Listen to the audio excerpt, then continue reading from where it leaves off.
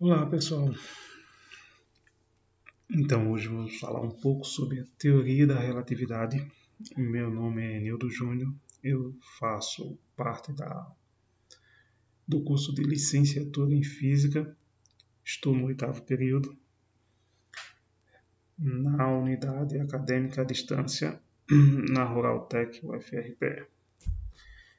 Então, nosso roteiro de aula hoje está voltado para um breve relato histórico sobre como surgiu a teoria da relatividade, falar um pouco sobre os conceitos da velocidade da luz, a teoria da relatividade restrita e o material complementar, e será alguns exercícios resolvidos.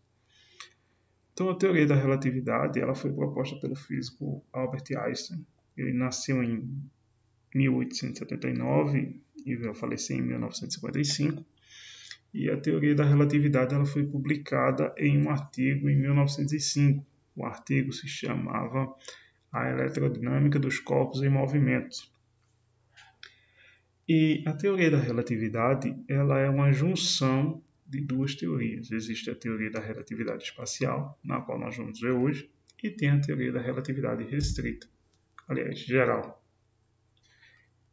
A luz e a sua velocidade é o primeiro conceito que iremos ver, pois ela nos abrange uma melhor interação com a teoria da relatividade restrita.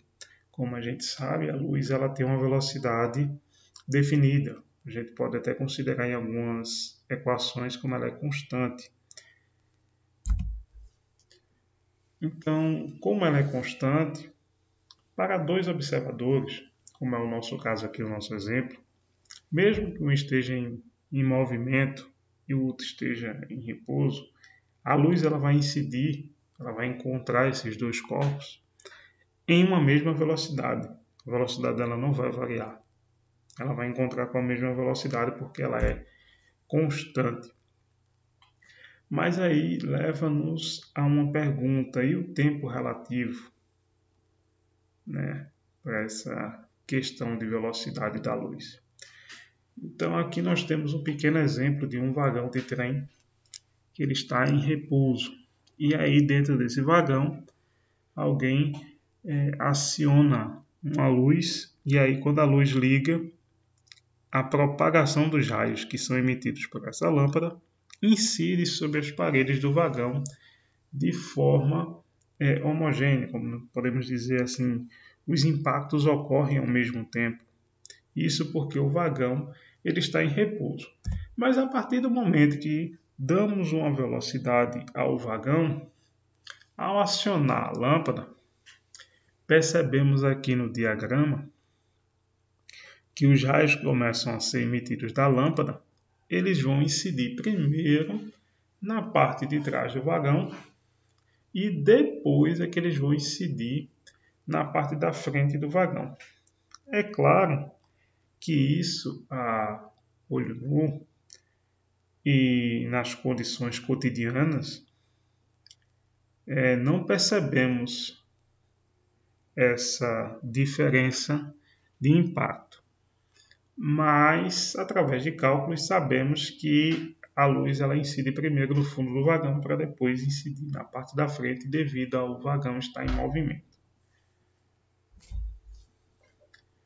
Então, isso nos leva a um conceito bem interessante que ocorreu em 1970, que foi um experimento no qual foi utilizado dois relógios atômicos.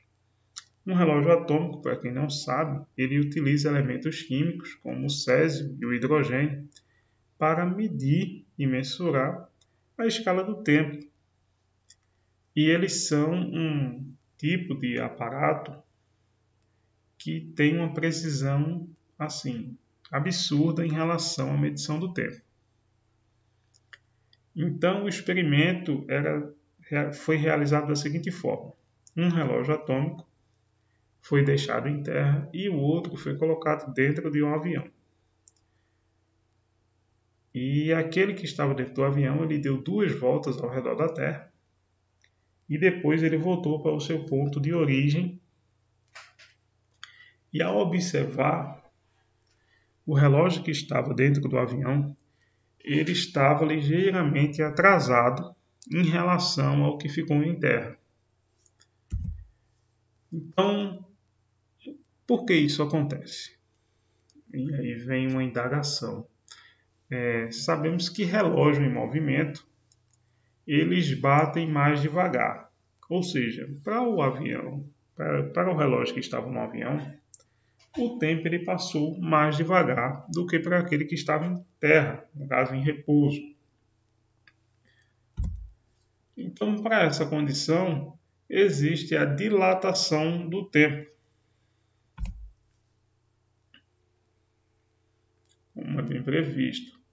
Através da transformação do tempo, absorvemos os conceitos das transformações de Lorentz, que elas são representadas conforme estão nessas equações. Então, quando a gente junta essas duas equações, os conceitos de x e os conceitos de t, que no caso seria a distância em relação ao tempo, então obtemos a equação de Lorentz, que diz que beta é igual a 1 dividido por raiz de 1 menos v ao quadrado dividido por c ao quadrado, que podemos também substituir esses dois termos, v ao quadrado e c ao quadrado, por beta. E aqui nós temos um exercício de fixação mediante essa resolução de questões. Então, é um exercício bastante conhecido e fala sobre o paradoxo dos gêmeos. E a questão fala o seguinte: suponha que um homem que tem um irmão gêmeo que é astronauta, ambos têm 40 anos de idade, e tal astronauta é convidado para uma missão na NASA, a Agência Espacial Americana, na qual irá explorar um novo planeta que foi descoberto. Tal viagem é realizada em uma nave que se move a uma velocidade de 2 vezes 10 elevado a 8 metros por segundo. O tempo gasto nessa viagem, cronometrado pela NASA, foi de 10 anos. A pergunta é: quando o astronauta voltar, a sua idade será a mesma do que a do seu irmão? Então, para analisar essa questão, nós vamos se prender inicialmente pelo tempo que se leva no decorrer dessa viagem. Então, pelo enunciado diz que o tempo gasto nessa viagem será de 10 anos. Então, como a gente está trabalhando com questão de tempo, então a gente vai utilizar as transformações de Lorentz para poder resolver essa questão. Então, nós temos que ΔT é igual a ΔT' dividido por raiz de 1 menos v ao quadrado dividido por c ao quadrado. Então, fazemos um pequeno arranjo, onde ΔT' é o que queremos saber. Será igual a ΔT vezes raiz de 1 menos v ao quadrado dividido por c ao quadrado. Fazendo a substituição dos conceitos, encontramos que 1 menos, aí vem 2,4 vezes 10 à oitava, dividido por 3 vezes 10 à oitava elevado ao quadrado. Fazendo a resolução nessa questão, encontramos que 10 vezes raiz de 1 menos 5,76 dividido por 9. Isso vai nos levar a 10 vezes raiz de 0,36. Organizando essa pequena questão, essa pequena conta, encontramos o resultado de 6 anos.